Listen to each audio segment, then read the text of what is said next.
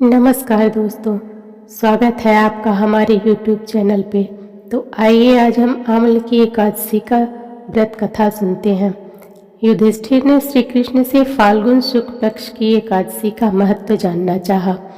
श्री कृष्ण ने राजा मांधाता और वशिष्ठ के संवाद के रूप में यह कथा सुनाई। इस एकादशी का नाम आम्ल की एकादशी है, जो विष्णु लोक को प्राप्ति कराती है। मानधाता ने वशिष्ठ से आम्ल की वृक्ष की उत्पत्ति के बारे में पूछा। वशिष्ठ ने बताया कि भगवान विष्णु के मुख से एक चंद्रमा के समान कांतिमान बिंदु पृथ्वी पर गिरा। इस बिंदु से आम्ल की वृक्ष का उत्पन्न हुआ। यह सभी वृक्षों का मूल है और पापों का नाश करता है। इसी समय ब्रह्मा जी उत्पन्न हुए और उन्होंने सभी प्रजातियों की रचना की। देवता और ऋषि जब आम्ल के वृक्ष के पास पहुँचे तो उन्हें आश्चर्य हुआ। वे इस वृक्ष को नहीं पहचानते थे।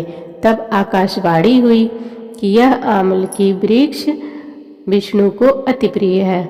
इसके स्मरण से गोदान का फल मिलता है, स्पर्श से 2 गुना फल मिलता है और फल खाने से 3 गुना पुण्य प्राप्त होता है। इसके मूल में विष्णु, ऊपर में ब्रह्मा, स्कंध में रुद्र, शाखाओं में मुनि, टहनियों में देवता, पत्तों में वसु, फूलों में मरुदगण और फलों में सभी प्रजापति निवास करते हैं। यह वृक्ष सर्वदेवमय है और विष्णु भक्तों के लिए पूजनीय है। ऋषियों ने आकाशवाणी करने वाले से उनकी पहचान पूछी। आकाशवाणी ने बताया कि वह स्वयं सनातन विष्णु है। यह सुनकर ऋषियों ने विष्णु की स्तुति की। उन्होंने कहा, संपूर्ण भूतों के आत्मभूत आत्मा एवं परमात्मा को नमस्कार। अपनी महिमा से कभी च्युत न होने वाले अच्युत को नित्य प्रणाम। अंतर्हित परमेश्वर को बारंबार प्रणाम। दामोदर कवि सर्वज्ञ और यज्ञेश्वर को नमस्कार। मायापते आपको प्रणाम। आप विश्व के स्वामी हैं, आपको नमस्कार। विष्णु प्रसन्न हुए और ऋषियों से वरदान मांगने को कहा। ऋषियों ने स्वर्ग और मोक्ष देने वाला व्रत मांगा। विष्णु ने बताया कि फाल्गुन शुक्ल पक्ष में पुष्य नक्षत्र युक्त द्वादशी को आम्ल की एकादशी व्रत करना चाहिए। इस दिन आंवले के वृक्ष के पास रात्रि जागरण करने से सभी पापों से मुक्ति मिलती है और हजारों गायों का दान के बराबर फल होता है। ऋषियों ने व्रत की विधि पूछी। विष्णु ने बताया कि एकादशी के दिन सुबह दातुन करके संकल्प लेना चाहिए कि हे पुंडरीकाक्ष, हे अच्युत, मैं एकादशी को निराहार रहकर दूसरे दिन भोजन करूंगा। आप मुझे शरण में रखें। इसके बाद पतित, चोर, पाखंडी, दुराचारी, मर्यादा भंग करने वाले और गुरु पत्नीगामी से बात नहीं करना चाहिए। मन को वश में रखकर स्नान करना चाहिए। स्नान से पहले शरीर पर मिट्टी लगानी चाहिए।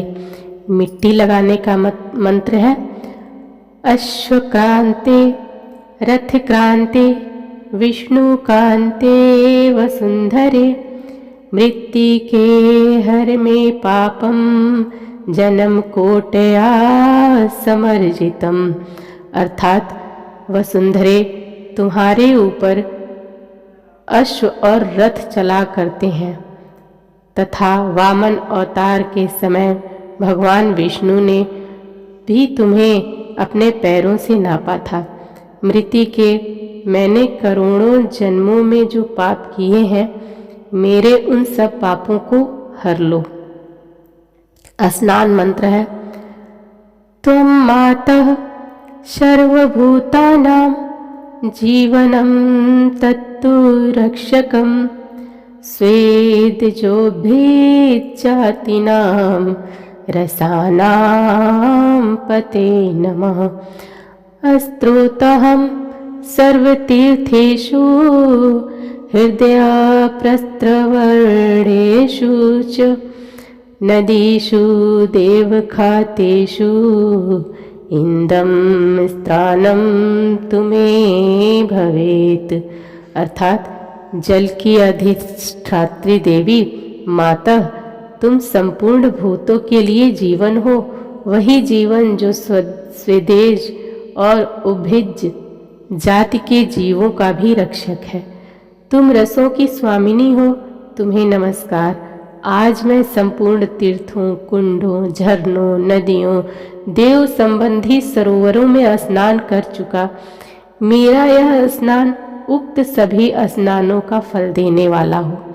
विद्वान व्यक्ति को परशुराम जी की सोने की प्रतिमा बनवानी चाहिए। भोजन के बाद घर आकर पूजा और हवन करना चाहिए। फिर सभी सामग्री लेकर आंवले के वृक्ष के पास जाना चाहिए। वहां वृक्ष के चारों ओर की जमीन साफ करनी चाहिए। शुद्ध भूमि में जल से भरे नए कलश की स्थापना करनी चाहिए। कलश में पंचामृत और सुगंध डालकर चंदन लगाना चाहिए। फूलों की माला पहनाकर धूप दीप जलाने चाहिए। पूजा के लिए नए छाता, जूता और वस्त्र भी रखने चाहिए। कलश के ऊपर एक पात्र रखकर उसमें लाजें भरनी चाहिए। फिर उस पर परशुराम जी की प्रतिमा स्थापित करनी चाहिए। विभिन्न मंत्रों से परशुराम जी के चरणों, घुटनों, जांघों, कमर, पेट, छाती, बाहों, गले, मुख, नाक, आँखों और माथे की पूजा करनी चाहिए। फिर फल से अर्घ्य देना चाहिए। अर्घ्य का मंत्र है नमस्ते देव देवेश जामदग्न्य नमोस्तुते गृह्णार्घ्यमिमं दत्तमामलकायायुतं हरे। अर्थात देव देवेश्वर जमदग्नि नंदन श्री विष्णु स्वरूप परशुराम जी, आपको नमस्कार है, नमस्कार है। आंवले के फल के साथ दिया हुआ मेरा यह अर्घ्य ग्रहण कीजिए। फिर भक्ति पूर्वक जागरण करना चाहिए। नित्य संगीत, वाद्य, धार्मिक कथाओं से रात्रि बितानी चाहिए। सुबह विष्णु के नाम का जाप करते हुए आंवले की वृक्ष की 108 या 25 परिक्रमा करनी चाहिए। फिर आरती करनी चाहिए। ब्राह्मण को भोजन कराकर सभी सामग्री दान कर देनी चाहिए। आम्ल के वृक्ष की परिक्रमा और स्पर्श करके स्नान करना चाहिए। फिर ब्राह्मणों को भोजन कराकर खुद भोजन करना चाहिए। इस व्रत से सभी तीर्थों के दर्शन और सभी दोनों प्रकार के फल प्राप्त होते हैं। यह सभी व्रतों में उत्तम है। वशिष्ठ ने बताया कि विष्णु अंतर्ध्यान हो गए। फिर सभी ऋषियों ने इस व्रत का पालन किया। श्री कृष्ण ने युधिष्ठिर से भी इस बात को करने का आग्रह किया। यह व्रत सभी पापों से मुक्त कराता है। दोस्तों, अगर आपको यह जानकारी अच्छी लगे तो हमारे चैनल को लाइक और सब्सक्राइब जरूर करिएगा। धन्यवाद।